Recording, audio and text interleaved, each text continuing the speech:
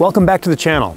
In this video, we are talking about autumn photography ideas that you can use to get the most out of this colorful season. Autumn is one time of year that you really don't want to miss out on as a photographer, and the season can be interpreted so many different ways. So here's 9 ideas to help you get moving. Number 1, big vistas. It's time to return to some of your favorite summer hiking destinations with a special focus on locations that have big, sweeping views. So strap on that backpack and lace up those hiking boots because it's time to get after it. Winter is coming soon and you're gonna have plenty of time indoors soon enough.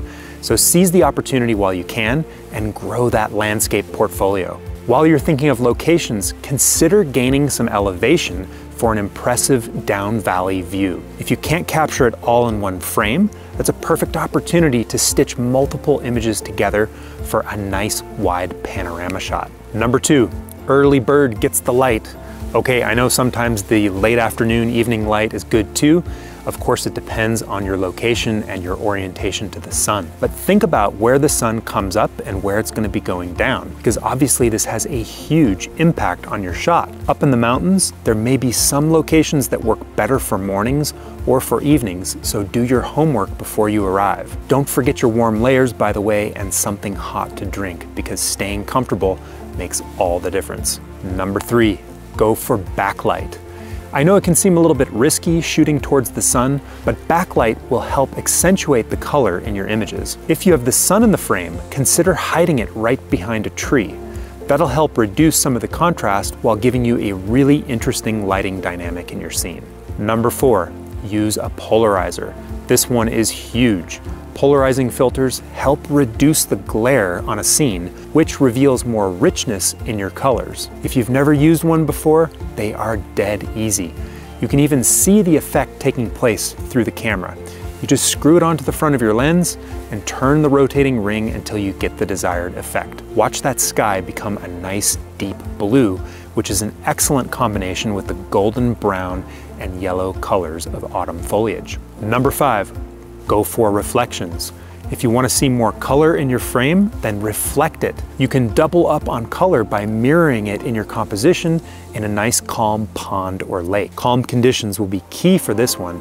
And by the way, don't forget to have a play with that polarizing filter while you're at it. Number 6, hit the streams. Cloudy, overcast days are ideal for doing long exposure shots along the bank of your favorite river or stream. The soft light is helpful when you're shooting the surface of the water, and this is a great opportunity to practice with your neutral density filters. To add interest, get close to your foreground and put some colorful autumn leaves into the frame. Number 7, think about the color wheel. One of the reasons why we're so drawn to autumn photography is the smorgasbord of complementary colors that are present in the landscape. But consider exploring some other color relationships as well. There's all kinds of ways to use color, and if you want some great information about color relationships and color psychology in photography, then check out the August 2021 edition of Through the Viewfinder magazine. It's available for free download over on our website. Number 8, go for macro. If it's not the right time of day or the light's not perfect for capturing that sweeping landscape shot, then move into the woods and hunt around for some smaller subjects. Autumn is mushroom season, and these little subjects are an often overlooked treasure. Get down low and look for the light and practice your macro photography skills. Number 9, go abstract. Make your own creations or interpretations of the autumn season. Some of our students have produced some amazing shots right in their own backyards. There's so many great props this time of year.